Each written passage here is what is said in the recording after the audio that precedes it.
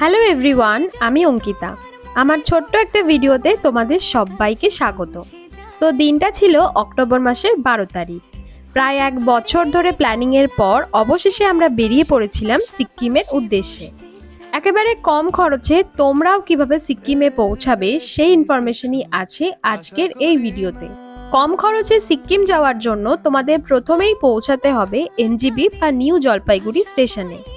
তো এনজিপি যাওয়ার জন্য 12 তারিখ আমাদের ট্রেন ছিল 12501 গরিব রথ এক্সপ্রেস, যা প্রতি শুক্রবার রাত 9:45 কলকাতা থেকে নিউ জলপাইগুড়ির উদ্দেশ্যে রওনা হয়।